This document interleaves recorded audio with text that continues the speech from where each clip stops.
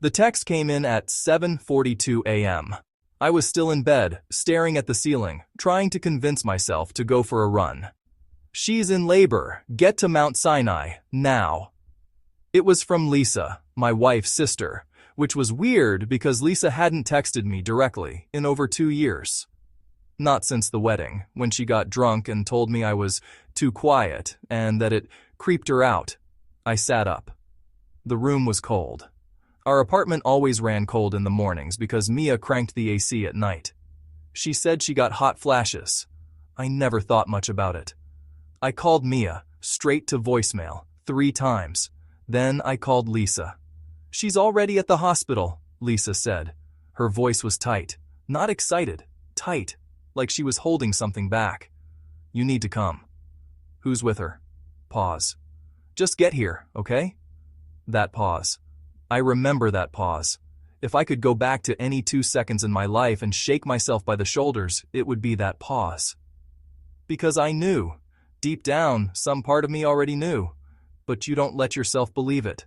Not when you're 37 and you've been trying for a baby for 6 years and you finally got a surrogate who's actually carrying your kid. Our kid. Mine and Mia's. I threw on jeans and a hoodie. Didn't brush my teeth. Didn't grab coffee. Just ran to the subway and sat there for 12 stops with my leg bouncing like a jackhammer. Mount Sinai's maternity floor smells like hand sanitizer and fear. I've been there before. 3 failed IVFs, 1 miscarriage at 10 weeks. You learn the smell. Lisa met me at the elevators. She was crying, not the happy crying. The kind where her face was fighting itself. "She's okay," Lisa said. "The baby's okay." "What is it?" I asked. "Boy or girl?" Lisa blinked at me, like I'd asked her what year the Civil War ended. "You don't know?" "I don't know what. Mia said she wanted it to be a surprise." Lisa's mouth opened, closed, opened again. Then she just turned and walked down the hall. I followed her because what else was I going to do? Mia was in a private room. She looked wrecked, hair matted, face puffy. But she was holding a baby, a tiny, screaming, red-faced baby wrapped in a white blanket with blue stripes. I stopped in the doorway. Mia looked up, and I saw it. The thing she'd been hiding for months, probably longer. It wasn't in her eyes. It was in her shoulders, the way they dropped, like she'd been bracing for a car crash, and now it finally happened. "Hey," she said, quiet, almost a whisper. "Hey," I said back, because I still didn't know. That's the part that kills me. I walked in there like a golden retriever, trusting, stupid.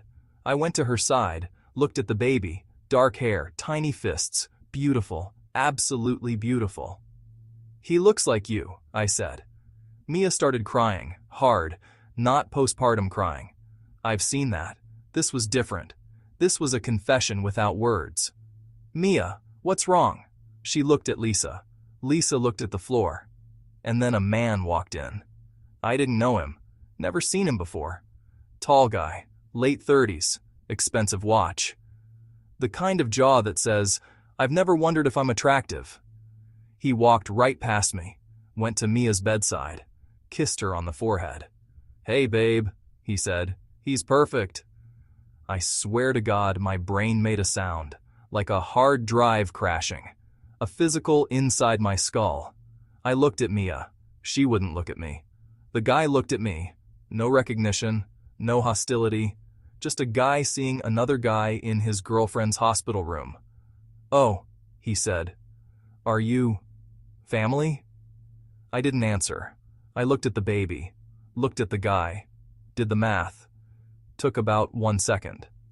"The baby," I said. My voice didn't sound like mine. It sounded like someone doing an impression of me. "Whose is it?" Mia finally looked at me. Tears everywhere, mascara down her cheeks. "I'm sorry," she said. That was it. No explanation, no defense, just, "I'm sorry." The guy looked between us. "Wait, who is this?" "My husband," Mia said. The guy went pale. Like someone pulled a plug. He stepped back from the bed, held up both hands. "You're what?" Here's what I found out over the next 72 hours. Mia had been seeing this guy, David, for 2 years. 2 years. while we were doing IVF, while we were saving for the surrogacy, while I was working 60-hour weeks at the architecture firm so she could focus on her health. The surrogacy was her idea. She said her body couldn't handle another pregnancy after the miscarriage. Fair enough. Lots of couples go that route. We found a surrogate through an agency. A woman named Karen in Albany. Mia handled all the communication. I went to the legal meeting, signed the paperwork, paid the deposits. $187,000 total by the time we were done. Most of it from my inheritance when my dad died. The embryo was supposed to be ours. My sperm. Mia's egg. Created at a fertility clinic in Manhattan. Frozen. Shipped to Karen. Implanted. Except Mia had been lying about the fertility treatments too. The last round of IVF, the one where we supposedly got 3 viable embryos, she never did the egg retrieval. She told me she did. She told me she was on the hormones. She even faked the injections. I saw her do it. She'd fill the syringe with saline and jab herself in the stomach while I watched. I believed her. Why wouldn't I? She was my wife. The embryos came from somewhere else, from a donor egg. And my sperm? No, not my sperm either. Mia swapped the paperwork. She signed my name, forged my signature, told the clinic I'd approved a last-minute donor change due to low motility. I have normal motility. I got tested, twice. The donor was David, her boyfriend. Some tech bro she met at a conference in Austin. So the baby wasn't mine. It was never mine. The whole thing was a con. 2 years, almost 200 grand, and she walked into that hospital holding another man's kid like I was supposed to just, what? Understand? I didn't sleep. I sat in our apartment, our empty, quiet apartment. The AC was still on. I turned it off. The silence got louder. My phone blew up. Mia's mom, Mia's dad, Lisa. All of them acting shocked, like they didn't know. Lisa knew. Lisa definitely knew. You could see it on her face at the hospital. David texted me. Don't know how he got my number. I didn't reply. Then he texted again. Figure what out. It's not my baby. I have no rights, no claim, nothing. I'm just the guy who paid for it. That's when the real anger showed up. Not the hot kind. The cold kind. The kind that sits in your chest like a stone and doesn't go away. I opened my laptop, started making a list, bank statements, emails, clinic records, text messages. I had 2 years of digital evidence. Maybe more if I dug. At 4 a.m., I called my friend Marcus. He's a lawyer, not a family lawyer. He does corporate litigation, but he knows people. It's 4 in the morning, he said. I know. Did someone die? No. Someone stole 187 grand from me. Pause. Is this about Mia? Get me a name, I said. Best divorce attorney in the city. And a forensic accountant. Someone who hates insurance companies. They're the only ones mean enough. Marcus was quiet for a minute. You sure about this? Once you start, you can't unstart. I'm sure. Okay. I'll make calls in the morning. Get some sleep. I didn't get some sleep. The lawyer. Her name was Elena Vasquez. 50s. Gray streak in her black hair. Office on the 40th floor of some building in Midtown with a view of the park that probably cost more than my yearly salary. She didn't shake my hand.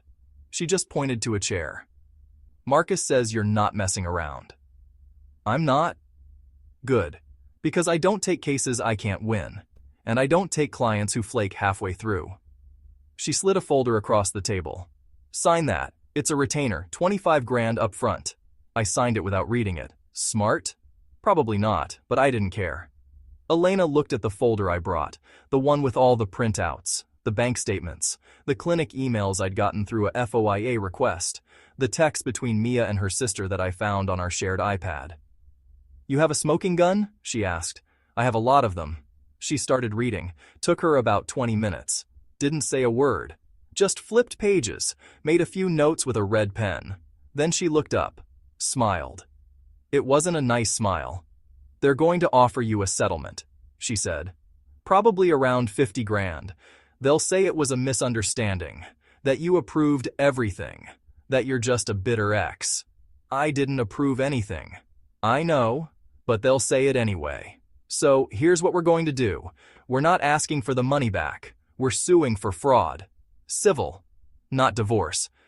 Divorce is small claims compared to this. We're going after her. And him. Jointly. Can we do that? We can do anything if you're willing to burn it all down. She tilted her head. Are you willing? I thought about Mia's face in that hospital room, the way her shoulders dropped when she saw me. Not guilt, relief.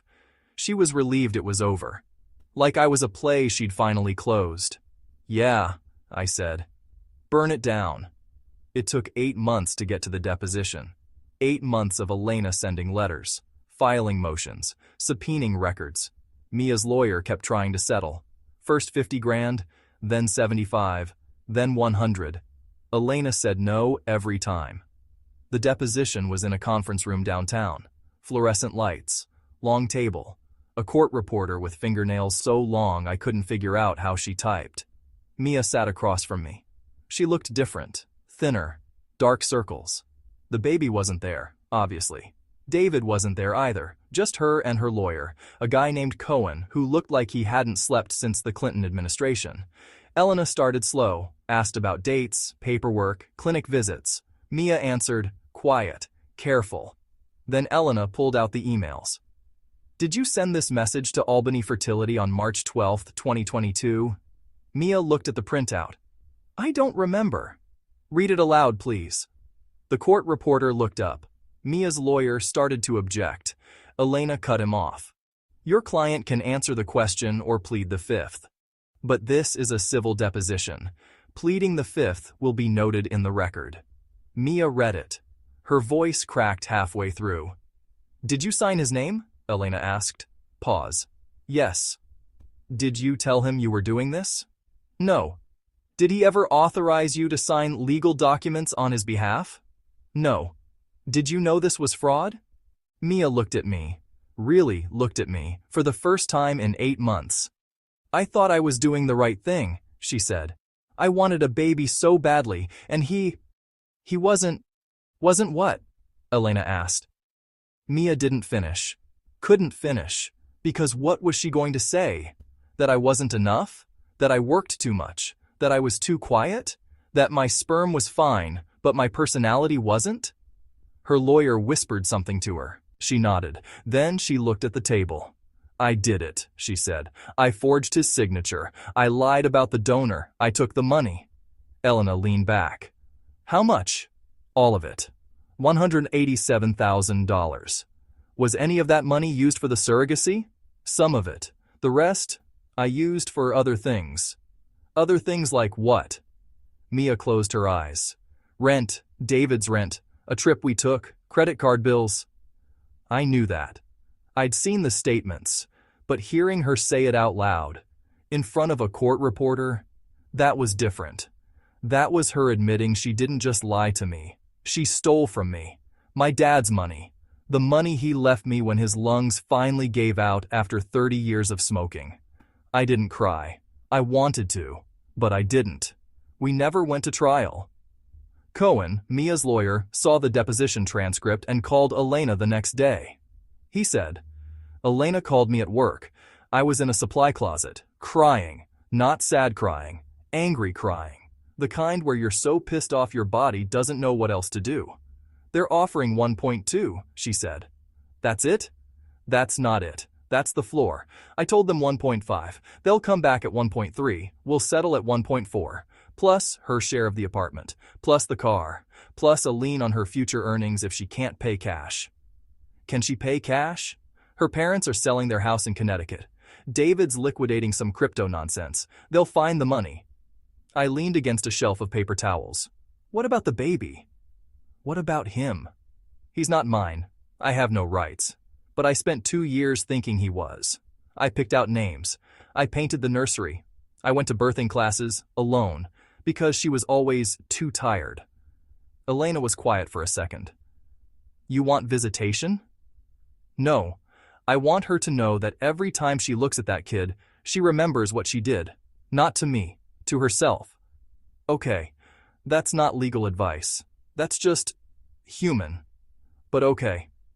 We settled at $1.35 million. Wire transfer hit my account 6 weeks later. People ask me if I feel better, if the revenge was worth it. I don't know how to answer that. I have the money. I bought a brownstone in Brooklyn.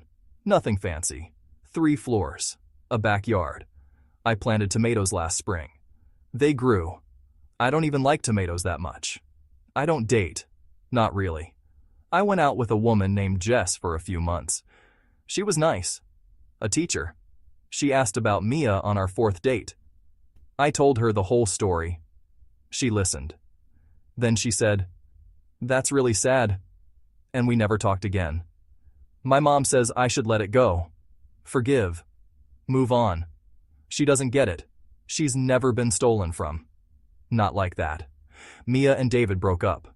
Shocker. Turns out having a baby with someone who lies to their husband isn't a great foundation. He moved to Portland. She lives in New Jersey with her parents. The baby is 2 now, a toddler. I saw a picture once.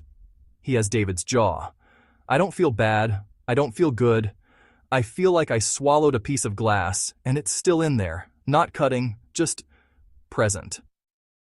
But here's the thing I didn't expect. The revenge wasn't the money. It wasn't watching her cry at the deposition. It wasn't seeing her parents sell their house. The revenge was the deposition itself. The moment she had to say it out loud, because now she can't pretend. She can't tell herself it was complicated, or that I was cold, or that she deserved it. She has a transcript, 200 pages, signed, sealed, filed in a court of law. She has to live with that. The truth, written down, permanent. And I get to walk away. I turned off the AC. I don't get hot flashes anymore. I just live.